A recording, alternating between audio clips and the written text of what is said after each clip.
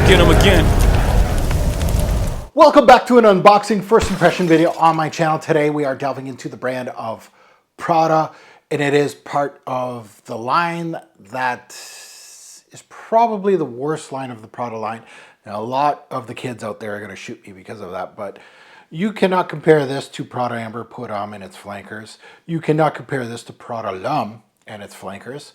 And you can't even compare this to Prada Infusion d'Homme, which of course transferred into the female aisle with the Infusion series. But those fragrances are 10 times the notch above of anything Prada Luna Rossa. Now, that's my thought process. When I first, I loved, and I still love, I love the brand of Prada, but I remember Infusion d'Homme was a 10 out of 10 on my channel. Still is. That was 2009 when I rated that thing. Still a 10.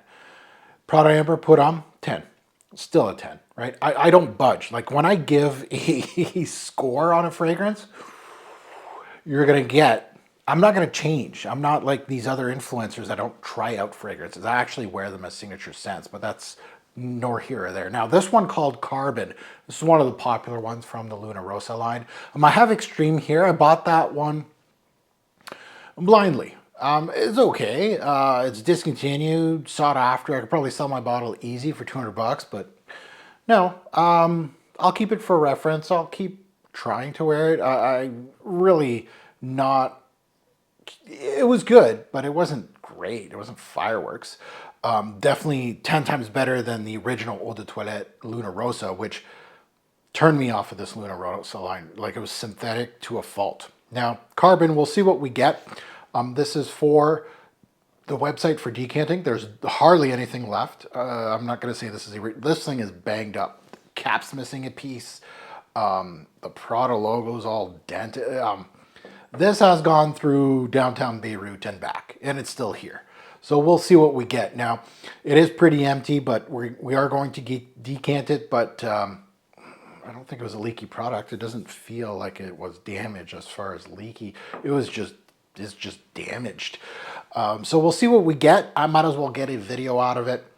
And to all my haters out there that say, oh, you already have a preconceived concept. No, no, no. My introduction is exactly that. It's an introduction of what have you shown me recently? What have you shown me at all? That's what my introduction is for. It's not preconceived on this particular product. There's a lot of them that, the track record is the track record of the brand. And sometimes it's just not good. That's the gist of it. However, my introductions are, okay, Prada Luna Rossa. Honestly, in my honest opinion, it's my opinion, it's not fact, but I think it's pretty straightforward. Anybody that likes, Prada and has smelt all the Pradas would probably agree with me that Luna Rossa, honestly, is the most synthetic line of the brand. L'Homme, Amber Put On, Infusion d'Homme are all excellent compared to Luna Rossa Eau de Toilette. Now, I haven't smelt all the several flankers of Luna Rossa, so I can't compare. I've smelt this one, which is actually pretty good. It's not synthetically bad, but we're gonna bring up my Rolodex in the Luna Rossa line, and those intros are exactly that. They're intros. Show me now. Carbon, show me that I'm wrong.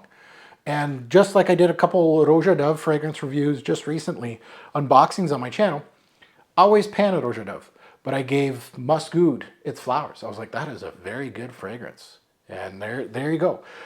So the Luna Rossa line, honestly, for me, it's the teenager line of the brand, the childish portion of the brand. I really can't stand it. It's kind of like, I know some people will say, oh no, it's versatile. It's, mass appealing. Okay, I guess. But anyway, let's delve into this Carbon and see what it has in store for me. It doesn't have much left to it. But if you're new here, and this sounds like a fragrance reviewer that you'd like, well, welcome to the channel, to the Robzoid channel. I'm your host, Mark. Hit subscribe, because I am going to be talking about Luna Rossa Eau de Toilette. I have to decant that one too. It's coming up. And it's been since launch. I smelt that fragrance right out of launch because I loved Prada. I was like, I got to smell the new Prada. And I was like, what? What is this? So we'll see. you know, we'll see how I feel about it now in 2025. I'm looking forward to that. But yeah, subscribe, smash that like button, because even though you may not agree with me, I work hard on these videos. My editing, it's all me, right? This is not free products. No brand sending me fragrances. I decline them.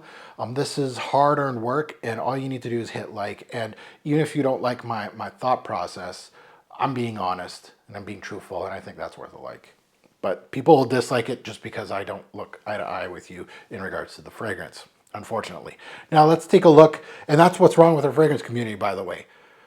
All fragrance reviewers that try to be honest get dislikes. They get bad comments because they say bad things about fragrances because they're trying to be honest. And then they're just like, why am I doing this? Might as well be just like the other guys. Skittles and rainbows. It's good. It might not be my style, but it might be for you. Those kind of things, like, who cares? Like, that's stupid. I have a little bit of a backbone. You can dislike, you can give me the comments all you want. I've been here for 10 plus years. Doesn't phase me then, it's not gonna phase me now.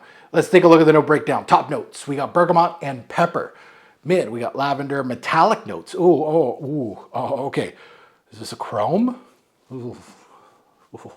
Okay. Watery notes, oh no. No, don't do that to me. Coal. Soil tincture? Okay. Okay, so you went from weird metallic and watery notes, garbage, basically, to coal and soil tincture. It went from a garbage chrome fragrance to a, oh, this might be like an interesting off-the-cuff type of fragrance. Okay, we'll see. And then the base we got AMBROXAN. Oh, God. No. Oh, jeez. Sorry to say, folks, but I don't think this one's going to be the savior. And patchouli in the back end as well. Okay. This was released back in 2017. The nose, a well-respected nose. I love Daniela Andrier's work. Great perfumier. I don't know what's going on with this Luna Rossa line because I know her style. I know what she has done as a whole. Like I've smelt a lot of her resume, like a lot. And this ain't her. I don't know. So let's look at pricing, but we're going to grab a little strip here. But pricing, how much is this? I had to go to Sephora on this one. It's still obviously available. $120 USD for the big boy at Sephora USA. And you can find it at discounters if you search around for $70 to $90 USD USA for a 3.4 ounce. So this bottle right here, not as damaged, of course. So you're saving yourself, you know, definitely at 120 versus 90, we'll say that's 30 bucks. If you can find it for 70, that's even more. Great discount. So discounters are worth it at that price point. So let's delve into it. Let's put it on strip first, then we'll put it on skin. Atomizer works good. I should have checked that before you even shooting this video. That would have been a poo-poo intro. All that for nothing. Bah. Bah ha ha ha ha ha. Poop. It's a bluey. Oh, it's a bluey. Gross. No. It starts off like Dior Sauvage with that peppery bergamot hit, lavender kind of thing going on. Oh, synthetic to a fault. Yeah. Is this what this is supposed to be, a Sauvage clone? Why? Just why? And then AMBROXAN Bomb? I'll put it on skin, but I really don't want to. But you know what? I've put stuff like Dylan Blue and Eros and all that garbage on my skin before, so it's not like it's... Oh, man, this is... Why? Is that what this is compared to? Sauvage, Dior Sauvage, like the Eau de Toilette? Smells like it. Oh, no. It smells like a cheap shampoo, smells like deodorant, that, you know, it smells boring. It's synthetic to a fault. Like, nothing here screams out Prada. It does not, you know, you smell this beside Prada L'Homme. Oh, It's like night and day, quality-wise. Night and day. It's simple, safe, sure. But at some point, boys, you need to start looking in the mirror and go, okay, right? Your fragrance is an extension of your personality. This ain't it. This has no personality, right? And that's where you grow up from being a boy to a man, is that, when you start high school, right? It's kind of like that. You start high school and you start looking, you got your people that you look up to, and you kind of, wear the same clothes as your friends, things like that. You got no personality, right? You're almost kind of trying to figure yourself out. I understand that. And this is that kind of fragrance. It's right there. Like, there's no personality to it. You're just copying everybody else. It's that transition point. In fragrances, it's the same thing, right? There's this, and then there's, okay, what's, what kind of clothes and music and stuff like that I like, right? That I enjoy.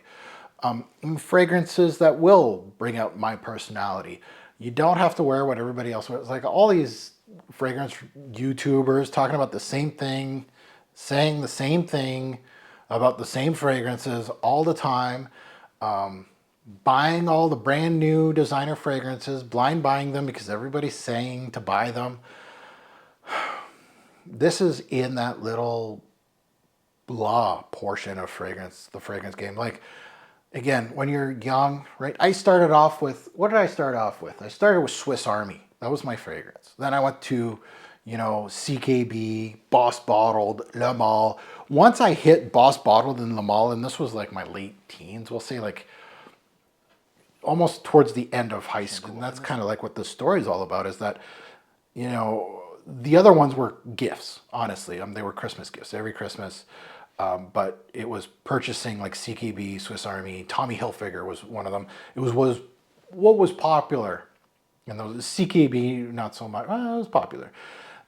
But then I branched out, right? I went to Boss Bottled, and I still have Boss Bottled to this day, right? And this is just straight up honesty here, right? I still love Boss Bottled, right? That's a long time ago. Le Male, I still give it flowers. I don't care on how many people hate Le Male, the original Le Male. I still give it flowers. And I actually defend it. Like when people were saying it's just a club scent, I was like, no, it's a lot more than that. It's a signature scent.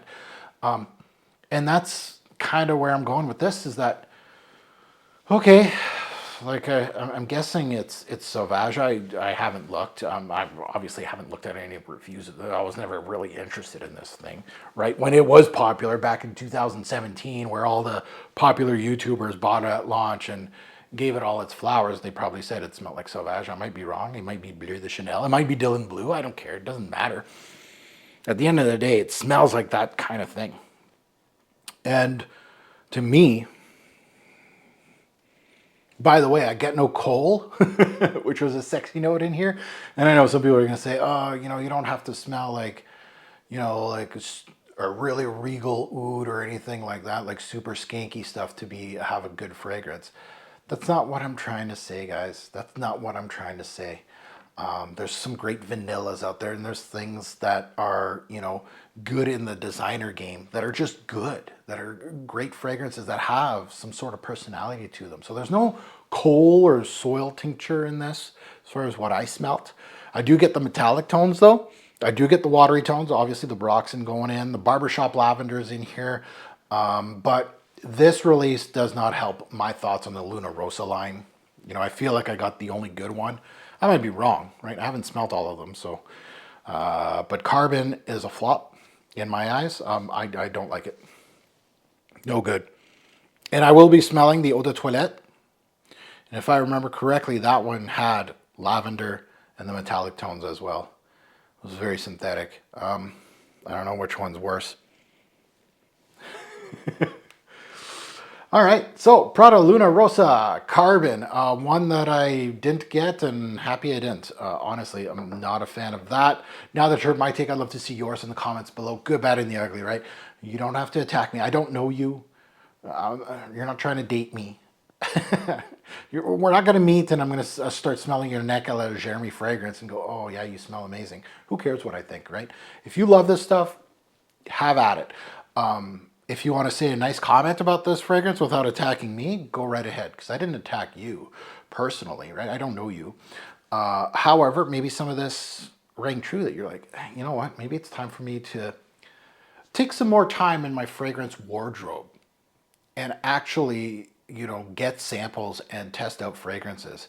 And that might turn into a new hobby. It might turn into you finding an actual really good signature scent for yourself, or, have some fun with it and get different fragrances, maybe one for summer and one for winter. Start off that way.